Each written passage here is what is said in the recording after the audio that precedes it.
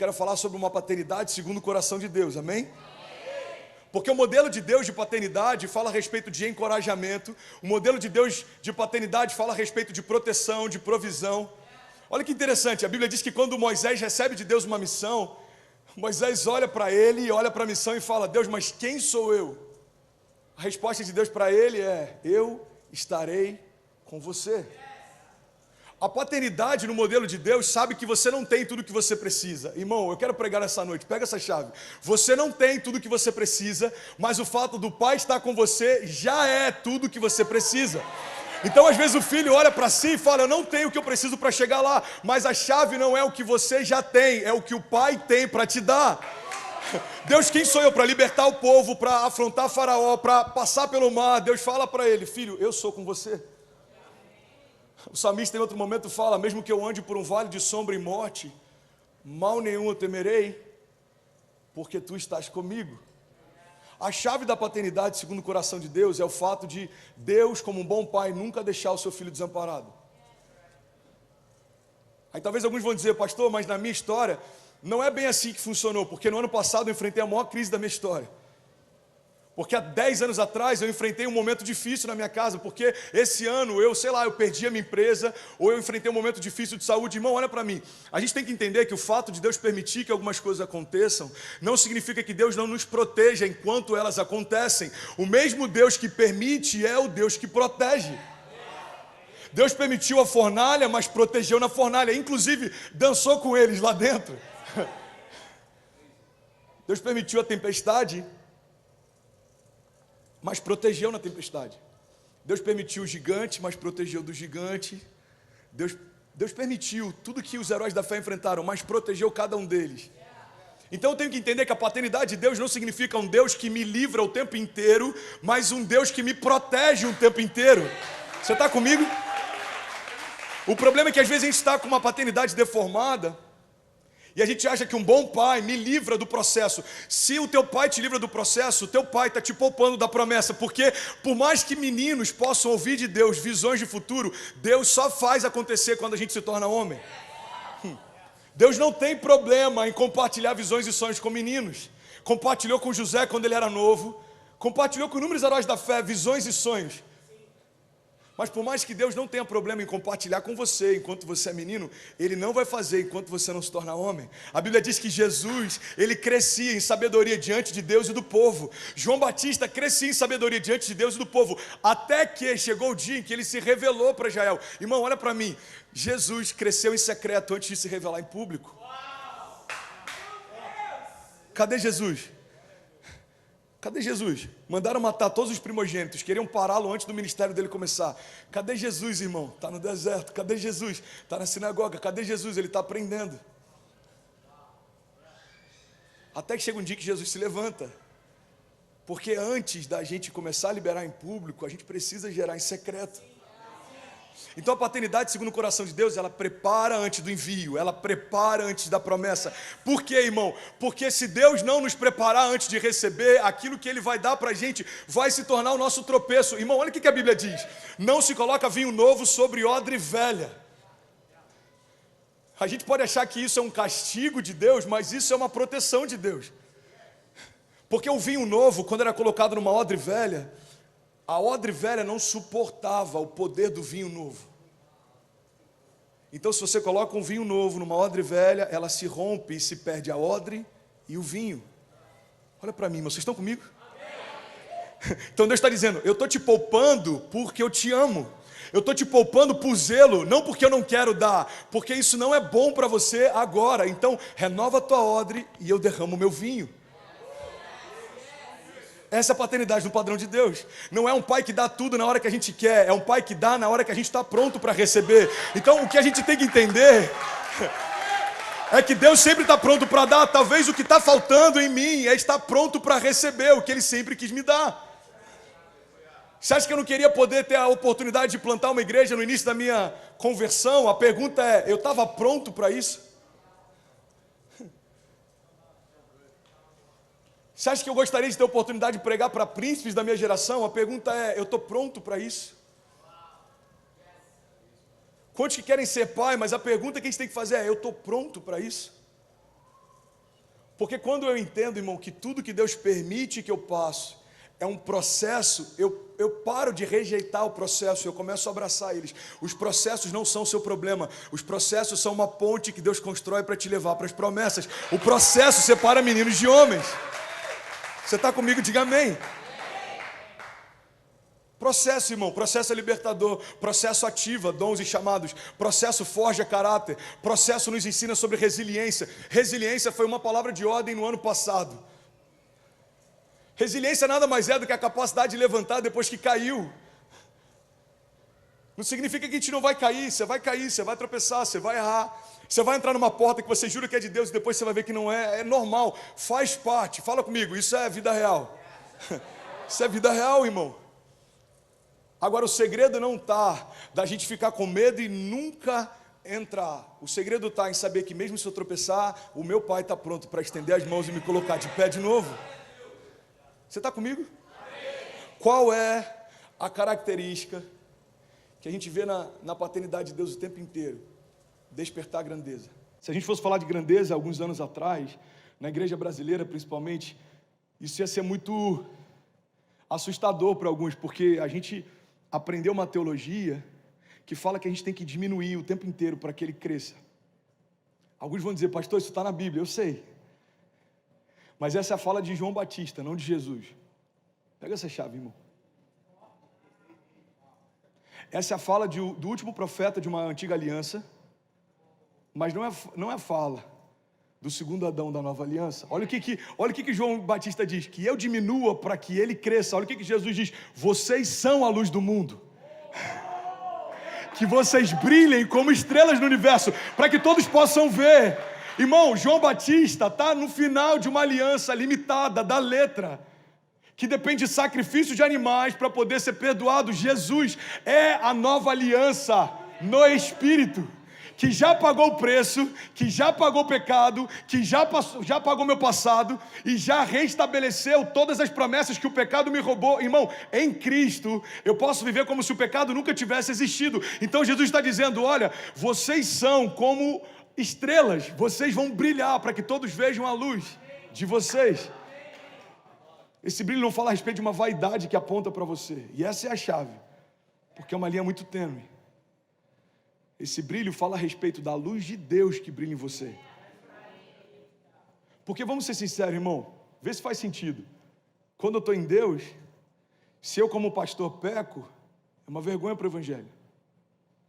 Se eu como homem casado faço alguma coisa errada, vai ser uma vergonha para a igreja que eu pastoreio, sim ou não? Então, da mesma forma que os meus erros causam vergonha, os meus milagres devem ser motivo de alegria. Então o que Deus está dizendo é, a partir do momento que você está em mim, filho, você se tornou um outdoor daquilo que eu posso fazer com um homem que está completamente rendido. Então o teu milagre vai apontar para mim, o teu green card aponta para mim, os teus filhos apontam para mim, as tuas promessas apontam para mim, os teus milagres apontam para mim. Por quê? Porque agora, quando você cresce, a minha glória cresce. Quando você cresce, se manifesta, se torna visível para todo mundo o Deus que em você habita. Eu vi uma frase, eu acho que é do Billy Graham essa semana, eu achei demais. Ele disse o seguinte: a cada 100 pessoas, uma lerá a Bíblia e as outras 99 lerão os cristãos. Isso é muito forte. Cada 100 pessoas, uma está lendo a Bíblia, 99 está lendo os cristãos.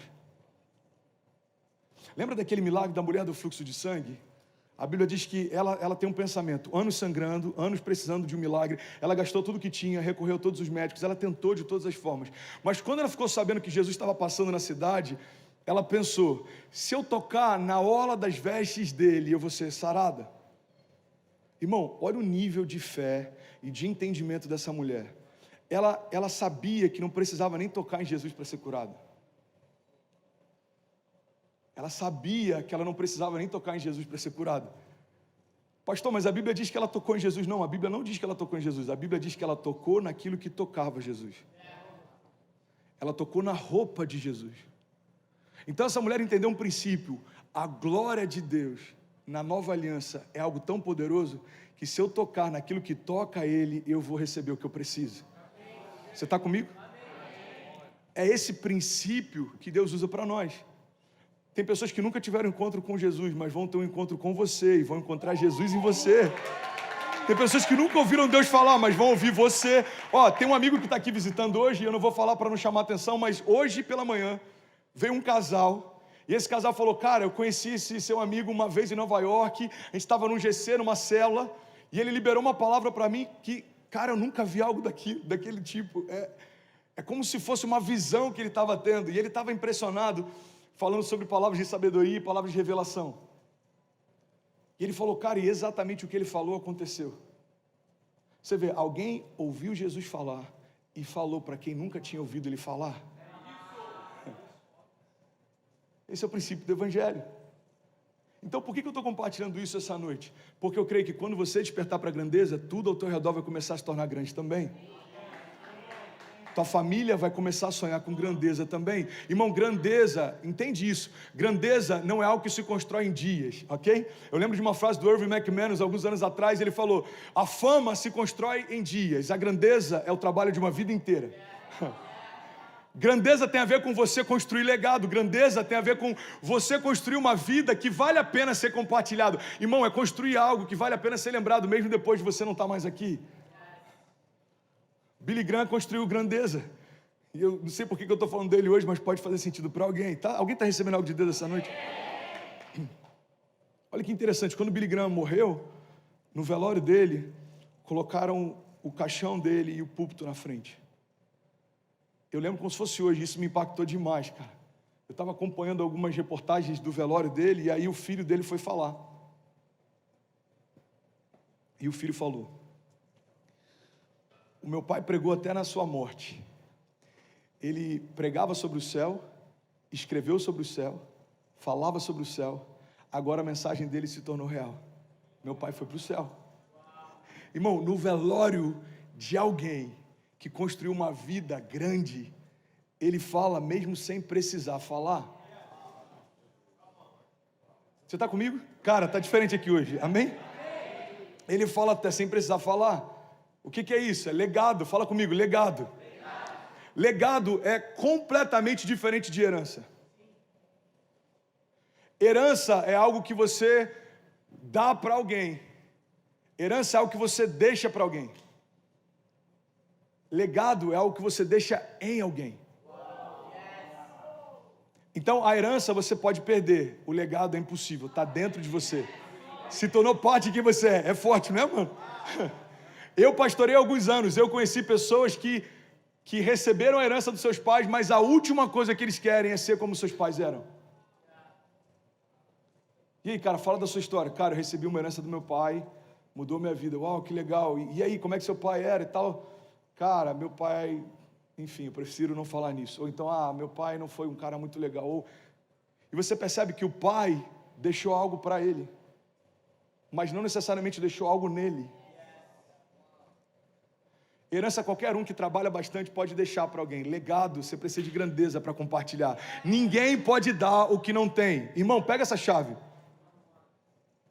Ninguém pode dar o que não tem. Ninguém pode dar o que não tem.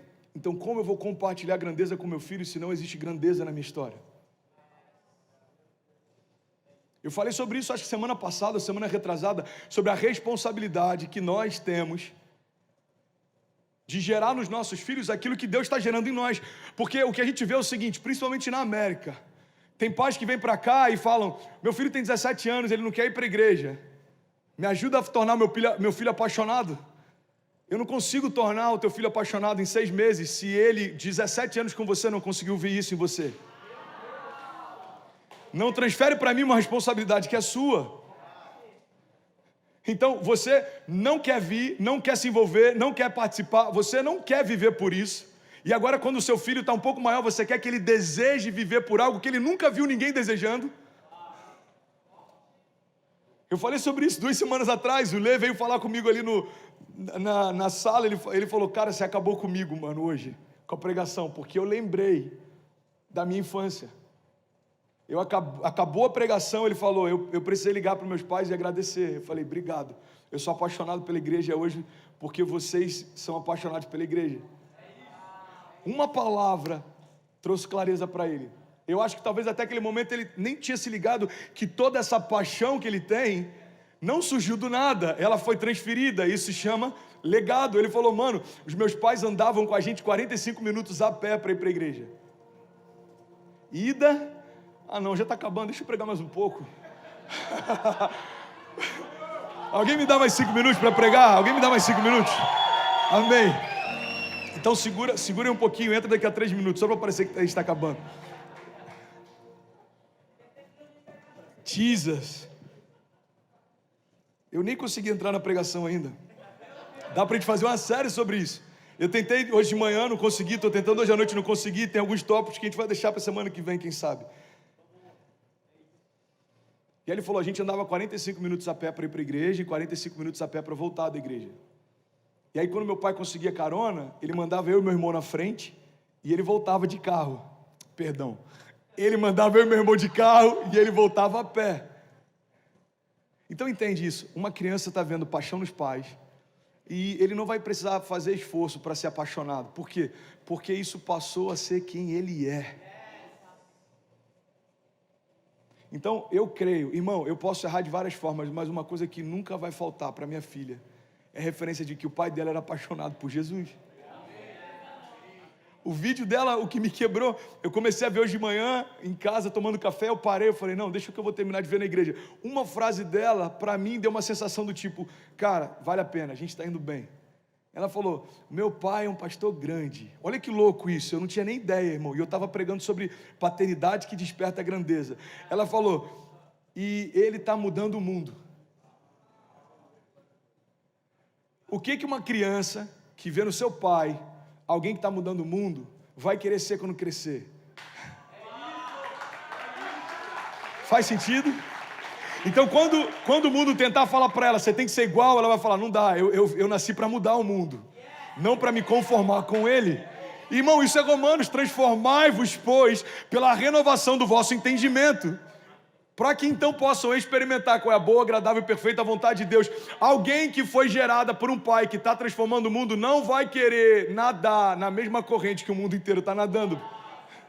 Eu fui gerada para colocar o mundo de cabeça para cima. Eu fui gerada para fazer história. Pastor, você não acha que isso é um pouco de, sei lá, de prepotência? Não, eu acho que é um desperdício se você viver qualquer coisa longe disso. Sendo príncipe, sendo filho do Deus vivo, carregando dentro de si o mesmo poder que ressuscitou Jesus dentre os mortos, e achar que você foi gerado por Deus para pagar contas, comprar coisas e viver uma vida normal. Não, você não foi gerado por Deus para viver uma vida normal, porque uma vida normal, pessoas normais vivem. Você foi gerado por Deus para viver uma história sobrenatural, porque isso só os filhos de Deus podem. Somos pessoas ordinárias, mas servimos a um Deus extraordinário. Não dá para ser diferente disso. Por quê? Porque Deus colocou grandeza em mim. Deus decidiu habitar. Irmão, deixa eu falar uma coisa. Se existe alguma resistência no que eu estou pregando na mente de alguém aqui, ou alguém que está online, já somos 8 mil pessoas conectadas. Suécia, Austrália, Bolívia, Alemanha conectadas também. Japão, Angola, Argentina, Moçambique, Brasil, Portugal, Estados Unidos. Deixa eu te falar uma coisa. Talvez alguém ainda pode ter uma resistência do tipo, pastor, eu ainda não estou convencido de que eu preciso ter uma vida de grandeza. Então deixa eu só lembrar da matéria-prima que foi colocada em você. Mesmo que você não queira, o Deus que decidiu habitar em você, Ele é grande.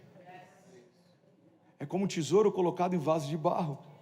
Isso é quem nós somos. O vaso é de barro, é simples, é frágil, é limitado, mas tem um tesouro colocado dentro dele. Esses dias acharam um diamante, é o terceiro maior do mundo, se eu não me engano. Essa semana passada eu vi a matéria. E sabe o que é interessante? Se eu pegar o cofrinho da Ceci e colocar esse diamante lá dentro, não vai diminuir o valor do diamante por conta do lugar que ele foi depositado.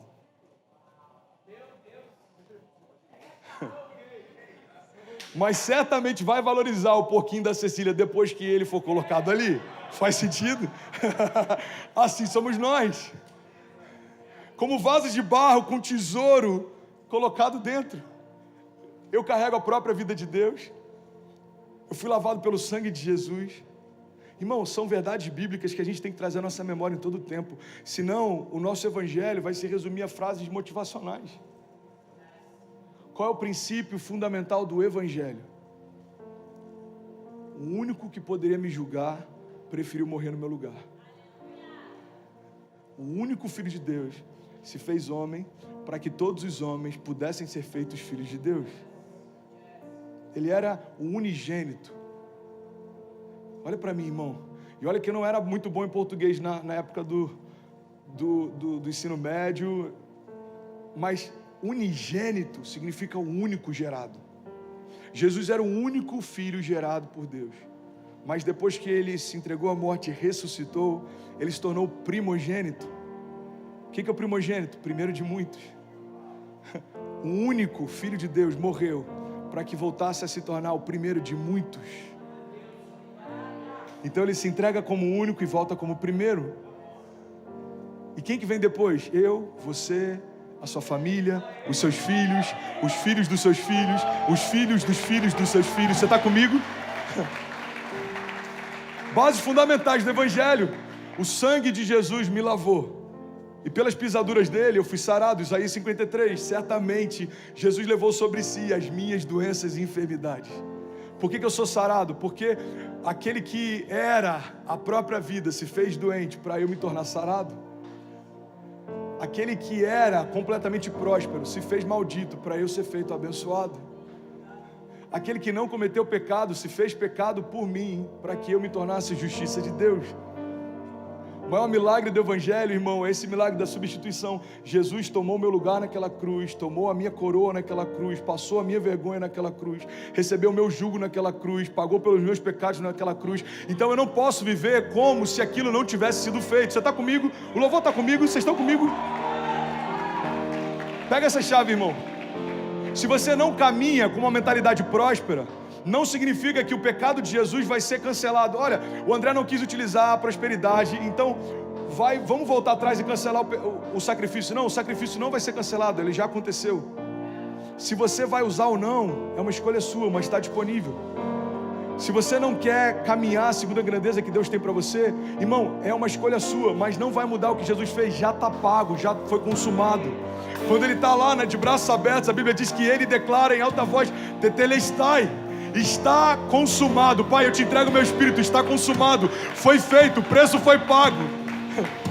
Jesus entrega a vida dele, a Bíblia diz que ele toca o inferno, mas ao terceiro dia, ele ressuscitou. Uma das passagens que eu sou mais apaixonado na Bíblia, é quando diz que Jesus fez de todo o inferno um espetáculo público, triunfando sobre eles na cruz do Calvário. Cara, isso é muito forte, olha para mim. Jesus fez de todo o inferno um espetáculo público, triunfando sobre o inferno na cruz. Eu vou finalizar agora, você está comigo ainda? Diga amém. Eu tenho 2 minutos, eu estou tirando onda, tem 2 minutos ainda. Dá para a gente pregar uma série em 2 minutos. Vocês estão comigo? Não me deixe sozinho não, eu só tenho 2 minutos. Jesus, todo o inferno, um espetáculo público, triunfando sobre eles na cruz. Sabe, eu quero te fazer um convite. A gente vai sair daqui, você nunca mais vai olhar para você segundo quem você é. Você vai começar a olhar para você segundo o teu pai diz que você é. Amém? Então, se o cansaço disser, para, você vai ouvir Deus dizendo para você, continua, eu sou contigo. Se o medo disser para, você vai ouvir Deus falando com você, podem 1000 cair ao teu lado, filho, 10.000 à tua direita, você não vai ser atingido. Se vier uma crise financeira, você vai lembrar, Filipenses 4,19, o meu Deus suprirá todas as minhas necessidades, segundo as suas riquezas em glória. Irmão, se vier qualquer condenação, você vai lembrar, eu sou santo, inculpável, livre de qualquer condenação. Se o pecado tentar falar para você quem você é, você vai poder falar, ei, não me procura no meu passado, eu não estou mais lá, Jesus mudou a minha história. Você está comigo? Então viver uma vida de grandeza, viver uma vida de grandeza é caminhar segundo a altura da identidade que eu tenho. E aí, tudo bem? Você acabou agora de assistir um vídeo. Se você ainda não está inscrito, já se inscreve também no nosso canal, ativa esse sininho aqui embaixo de notificação e toda vez que eu fizer uma live ou estiver transmitindo uma mensagem ao vivo, você vai ser um dos primeiros a saber. Mas eu deixei mais 2 indicações aqui que eu espero que façam muito sentido para você. Então já aproveita e clica para assistir a próxima mensagem, beleza? Seja bem-vindo ao time de incendiários e eu espero de verdade que essas mensagens mudem a sua vida como elas têm mudado a minha também. Até a próxima. Valeu!